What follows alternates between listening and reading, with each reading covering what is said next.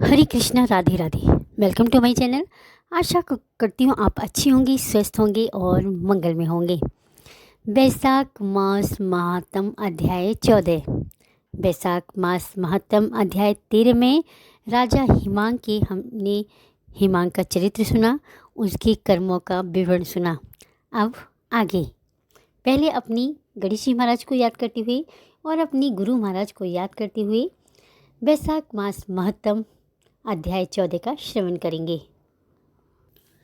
विघ्न कटे संकट मिटे, मंगल हो हरि काज, बाधाएं सब दूर कर हे गणपति महाराज। बोलो गणेश जी महाराज की जय। गुरु आपके उपकार का कैसे चुकाऊं मैं मोल, लाख कीमती धन भला गुरु है मेरे अनमोल। बोलो अपने अपने गुरु महाराज जी की जय, लक्ष्मी नारायण भगवान की जय, बैसाखी ठाकुर जी की जय।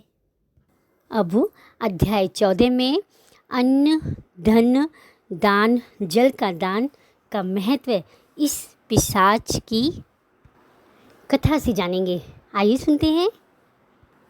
श्री नारद जी बोले, मिथिलापुरी का धर्मात्मा राजा श्रुति कीर्ति इस अद्भुत चरित्र को देख हाथ जोड़कर सुपूर्वक बैठे हुए ब्राह्मण ऋतुदेव श्रुतिदेव से कहने लगे, हे महात्मन, मैंने ये बड़ा अद्भुत तथा आश्चर्यमय चरित्र सुना, जिनके धर्म के प्रताप से इक्ष्वाकु वंशीय राजा हिमांग को मोक्ष प्राप्त हो गई। इस धर्म को विस्तार से कृपया कर मुझे सुनाइए। राजा के प्रश्न को सुनकर महात्मा श्रुतिदेव धन्य है कहकर राजा की प्रशंसा करते हुए बोले, हे राजन, शुभ भागवत धर्मों का वर्णन मैं तेरे आगे करता हूँ। इनको जान लेने से प्राणी सांसारिक जन्मदी बंधनों से छूट जाता है। बैसाख में जो धर्म है, जैसे जल का घड़ा देना, प्याऊ लगवाना, मार्ग में छाया करना, बावड़ी, कुआं, तालाब आदि बनवाना, सूर्य उदय से पहले प्रतिदिन स्नान करना, मधुसूदन भगवान का सुगंधित कोमल पुष्पों से पूजन करना तथा कथा सुनना, मार्ग से थके हुए को हवा करना, श्रम को दूर करने वाला गोरस गुड़ का शरबत पिलाना, जूता, खड़ाऊ, छतरी, पंखा, तिल, शहद, ईख, कपूर, कस्तूरी, चंद, नांदी, सुगंधित वस्तु, सैया, खाट, फल, दही, नैवेद्य इत्यादि का दान करना, गौओं को घास डालना, अन्नदान इत्यादि करना, शरीर पर तेल आदि मर्दन न करना, पत्ते पर भोजन करना, यह सब धर्म बैसाख मास में उत्तम है। स्त्रियों को माधव भगवान का पूजन फूलों से करना चाहिए। ऐसा न करने से पुत्र, आयु तथा पति सुख प्राप्त नहीं होता। बैसाख मास में जल व अन्नदान भूखे प्राणियों को अवश्य करना चाहिए। ना करने से पशु और पिशाच योनि मिलती है। हे राजन, मैं अन्नदान न करने की एक अद्भुत कथा तेरे सामने कहता हूँ। रेवा नदी के किनारे मेरे पिता पिशाच होकर भूख और प्यास के मारे शिथिल होने से उनकी तृष्णा बढ़ गई थी। छायाहीन सैवल के वृक्ष के पास अन्न न मिलने के कारण अपना ही मांस खाने से कंठ के बीच में मांस फंस गया था। कंठ नली का छिद्र सूक्ष्म हो जाने से पीड़ा के कारण प्राण जाने का भय था। कुआं, बावड़ी, शीतल जल को विष समझते थे। मैं गंगा यात्रा के निमित्त जा रहा था, तब मार्ग में देवयोग से रेवा नदी के किनारे पर पहुंचा।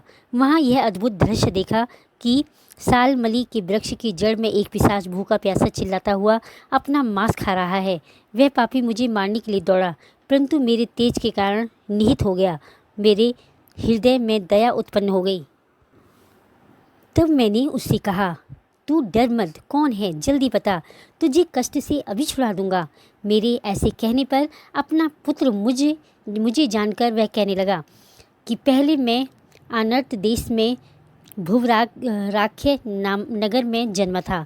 मेरा नाम मैत्र था और संस्कृति गोत्र में उत्पन्न हुआ था।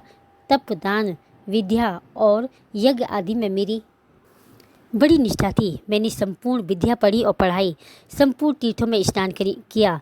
हे अंग, मैंने भिक्षा के लोभ से बैसाख मास में अन्न का दान नहीं किया। इसी से मुझे विचार होता है कि इसी कारण से मुझे पिशाच योनि मिली है।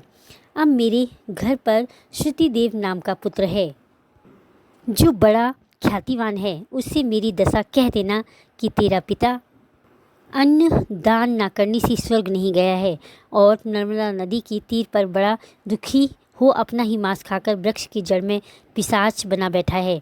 अतः पिता को पिशाच योनि से छुड़ाने के लिए वैशाख मास में प्रातःकाल स्नान कर विष्णु पूजा और भक्ति पूर्वक जल से मेरा तर्पण करे, फिर किसी ब्राह्मण को भोजन कराए जिससे मैं विष्णु पद को प्राप्त हो जाऊं।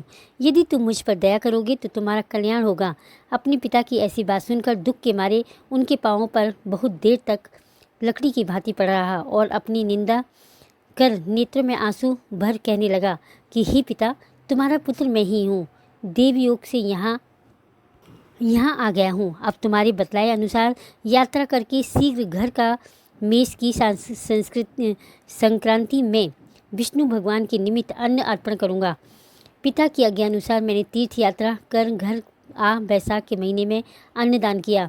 तब मेरे पिता पिशाच योनि से मुक्त हो विमान पर चढ़ मुझे आशीर्वाद देते हुए विष्णु लोक को गए, जहाँ से लौटकर नहीं आते हैं। इसलिए अन्नदान सब शास्त्रों ने बड़ा धर्म कहा है। हे राजन, यह सब धर्मों का सारभूत है जो मैंने कह दिया। अब और किस बात को सुनने की तेरी इच्छा है सो पूछ, मैं तुमसे सत्य कहूँगा। इसके बाद मिथिलापुरी के राजा श्रुति कीर्ति ने कहा, हे ब्राह्मणी, जलदान न करने से इक्ष्वाकु वंशधर राजा 3 जन्म चातक होना और मेरे घर में गृह गोदी बनना ठीक ही हुआ, क्योंकि साधु महात्माओं की सेवा न करने से गिद्ध की योनि पाई। परंतु आपने जो यह कहा कि उसे 7 जन्म तक कुत्ते की योनि मिली, यह बात मुझे बहुत अनुचित लगती है कि उसे बिना कारण ही कुत्ते की योनि क्यों मिली। हे विप्र, मैं आपका प्यारा शिष्य हूँ, आप मेरी इस संशय को दूर कर दीजिए। राजा के प्रश्नों को सुनकर महायशस्वी श्रुतिदेव जी धन्य धन्य कहकर कहने लगे, हे राजन, हे पाप रहित, जो तुमने पूछा है मैं इसका समाधान कहता हूँ। यही बात एक समय कैलाश के शिखर पर भगवान शिव ने माता पार्वती को कही थी। सब लोगों की रचना कर उनकी आमुष्टिमिक और ऐहिक 2 प्रकार की स्थिति बनाई।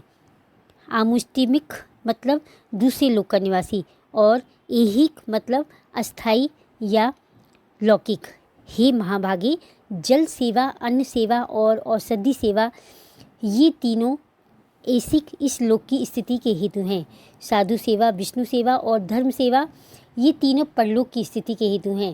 ऐहिक हेतुओं का करना तत्काल धन संपत्ति देता है। अप्रिय बातें कहना भी दुख का हेतु होता है। यहाँ एक पुराना इतिहास का वर्णन करते हैं जो ऐसा पाप नाशक है और अद्भुत है जिसको सुनने से रोमांच हो जाते हैं।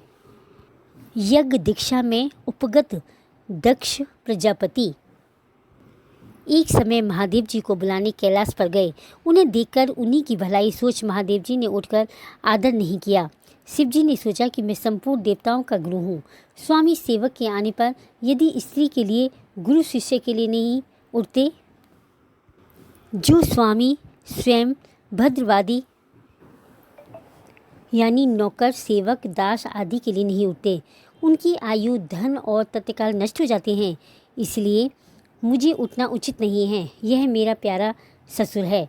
ऐसा विचार कर दक्ष प्रजापति की भलाई सोच महादेव जी ने आसन से नहीं उठे। तब महादेव जी द्वारा उठकर आदर न किए जाने के कारण दक्ष प्रजापति ने बड़ा अपमान हुआ समझकर उन्हें क्रोध आया और अनेक प्रकार से महादेव जी के आगे निंदा करने लगे कि ऐसा अहंकारी जिसका धन केवल एक बूढ़ा बैल है, कपाल की हड्डी धारण करता है, शमशान के घर में है, सर्पों के आभूषण धारण कर रखे हैं, संग में रात दिन भूत प्रेत पिशाच ऐसे ऐसे दुर्जन रहते हैं। दुरात्मा नारद के बताने से मैंने अपनी कन्या सती के विवाह इसके संग कर दिया। यह भी अलग धर्म वाली हो गई है। मैं इसे कभी नहीं सह सकता। मेरी पुत्री से भी मुझे कुछ प्रयोजन नहीं है।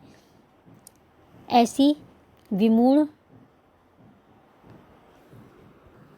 विमूढ़ात्मा दक्ष ने सती और शंकर को निमंत्रण नहीं दिया और अनेकों प्रकार के कुवाक्य कहकर चले गए। तदंतर यज्ञ स्थान में जाकर संत और मुनियों को संग में लेकर विधि पूर्वक यज्ञ करने लगा और शंकर जी की निंदा करता रहा। ब्रह्मा विष्णु को छोड़ सिद्ध, चरण, गंधर्व, यक्ष, राक्षस, किन्नर आदि सभी देवता यज्ञ में आए। तब सती की इच्छा अपने कुटुंबियों से मिलने और उत्सव देखने की हुई। स्त्रियां स्वभाव की चंचल होती हैं। महादेव जी के मना करने पर भी सती के जाने की मन में ठान ली। महादेव जी बोले, हे प्रिय, सभा में बैठकर ये मेरी सदा निंदा करते हैं, जो तुम सह नहीं पाओगे और तुम निश्चित ही अपना शरीर त्याग दोगे। अतएव तुम अपने पिता के घर मत जाओ, वहाँ जाने में तुम्हारा कल्याण नहीं है। इस प्रकार समझाने पर भी सती नहीं रुकी और अकेले घर से निकल जाती हैं। पैदल चल दी। तब नंदी ने चुपचाप सती को अपनी पीठ पर बिठा लिया और महादेव जी के करोड़ों भूत देवगण पीछे चले। सती जी महलों में होती हुई किसी के न बोलने पर उदास हो महादेव जी की बात याद कर यज्ञ मंडप में गई। वहाँ पर भी श्री दक्ष प्रजापति और सभा के सब लोगों को अपनी तरफ न देखकर न बोलने पर सती जी वहाँ खड़ी होकर रुद्र की आहुति तक पिता की चेष्टा देखती रही। तब दक्ष ने रुद्र को छोड़कर बाकी सभी के लिए आहुति दी तो सती आंखों में आंसू भरकर दुखी होकर बोली, बड़ों का अपमान करने से कल्याण नहीं होता है। तुमने रुद्र की आहुति नहीं दी है। यहाँ जितने ऋषि मुनि इकट्ठे हुए हैं, इन्होंने भी तुम्हारी दुष्टि बुद्धि दूर नहीं की। विधाता इनके भी विमुख ज्ञात होता है। सती की ऐसी बातें सुनकर पूसा देवता मुख फाड़ हंसने लगा और दक्ष शिव की निंदा करने लगा। उनकी बातों और पति निंदा सुनने का प्रायश्चित करने के लिए क्रोध से लाल हो शरीर त्याग करने का विचार किया। सबके देखते देखते सती होम की अग्नि में गिर पड़ी। सती के गिरते ही बड़ा हाहाकार मच गया। महादेव जी के गण भागकर शिव जी के पास पहुँचे और सब कथा कह सुनाई। शिव जी ने ये सुनते ही उठकर कालांतक के समान क्रोध से एक जटा उखाड़कर पृथ्वी पर दे मारी, जिससे बड़ा बलवान महाकाय वीरभद्र उत्पन्न हुआ। उसकी सहस्र भुजा थी और रूप यमराज के समान था। वह महादेव जी के सम्मुख हाथ जोड़कर कहने लगा, क्या आज्ञा है। यह सुनकर रुद्र भगवान क्रोध करके अपने सन्मुख खड़े हुए वीरभद्र से बोले कि तुम बड़े बड़े बलवान भूत गणों अपने साथ ले जाओ, मेरे निंदक दक्ष का नाश कर दो। इसके कारण मेरी प्रिया सती को सारी शरीर त्यागना पड़ा है। महादेव जी की आज्ञा पाकर वे सभी यज्ञशाला में पहुँचे और देवता, असुर, मनुष्य आदि सब बड़े बड़े वीरों को मार गिराया। पूषा के दांत उखाड़ कर डाले और दुरात्मा भृगु की दाढ़ी मूछ उखाड़ डाली। जिसने जो अंग फड़काया था उसका वही अंग वीरभद्र ने उखाड़ फेंका और दक्ष के सिर की रक्षा भृगु के मंत्र बल से करने के कारण बड़े उद्योग करने पर भी सर न कटा। तब रुद्र ने स्वयं आकर उस दुरात्मा का सिर काटकर अलग कर दिया और यज्ञ में जो आए थे उनका संहार और गणों सहित कैलाश पर्वत चले गए। मणि से जो बचे थे वे ब्रह्मा जी की शरण में गए। उनको संग ले ब्रह्मा जी कैलाश पर पहुँचे। महादेव जी का क्रोध शांत कर समझा बुझाकर उन्हें ले यज्ञशाला में गए और जो यज्ञ में मारे गए थे उन सबको जीवन दान दिया। सदाशिव ने दक्ष के धड़ पर बकरी का सर रख दिया। बकरी की दाढ़ी भृगु जी के मुख पर लगा दी। पूषा के जहाँ तहाँ अंग लगाकर सबसे सिर जोड़ और सबका कल्याण कर दिया। दक्ष का यज्ञ पूरा कराकर देवता अपने अपने स्थानों पर चले गए और शिवजी नैष्ठिक महाचार्य व्रत धारण कर गंगा तट पर पुत्रांग और शिवजी नैष्ठिक ब्रह्मचार्य व्रत धारण कर गंगा तट पर पुन्नाग वृक्ष के नीचे तप करने लगे। वैशाख महात्म अध्याय 14 संपूर्णम। इस अध्याय से स्पष्ट होता है कि कुछ दान का फल हमें इसी जीवन में मिल जाता है और कुछ दान का फल हमें ऊपर जाकर मिलता है। देखो, अपने जीवन में साधु संत की बड़ों की सेवा जरूर करें और अपने जीवन में जल, अन्न, धन का सामर्थ्य अनुसार दान अवश्य करें। मानव जीवन मिलना बहुत ही मुश्किल है, तभी हम अपने प्रभु की कथाएं सुन पा रहे हैं। इसलिए अपने जीवन में अगर मानव जीवन मिला है तो अपने जीवन में श्रेष्ठ कर्म करिए, अपने जीवन का, मानव जीवन का फ़ायदा उठाएं, ज़्यादा से ज़्यादा अपने भगवान की भक्ति में लीन हो जाएं और ज़्यादा से ज़्यादा उनके नामों का स्मरण करें, जाप करें। कलयुग केवल नाम आधारा, सुमिरि सुमिरि नर उतरी पारा। नाम जाप से ही हमें प्रभु की भक्ति, प्रेम, मोक्ष, घर में धन धान्य सब कुछ मिल सकता है। तो क्यों हम रुके हुए हैं, क्यों हम ये अपना कार्य आरंभ नहीं करते हैं। इसलिए औरों को भी बोलिए कि भगवान जी के नामों का जाप करें, उनकी कथाएं अवश्य सुनें, वैशाख स्नान अवश्य सुनें, जिससे कि औरों को भी बताएं। इस वीडियो को ज़्यादा से ज़्यादा शेयर करें, क्योंकि ज्ञान बांटने से बढ़ता है।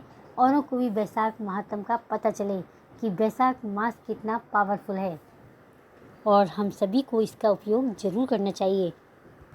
इसलिए हर सांस के साथ, हर पल, हर क्षण दिल से अपने प्रभु का नाम जाप करते रहें। हरे कृष्ण कृष्ण कृष्ण हरे हरे, हरे राम राम राम हरे हरे। वैशाख मास हमारे प्रभु को बहुत ज़्यादा प्रिय है, इसलिए इसका लाभ उठाइए, औरों को भी उठाने का मौका दीजिए।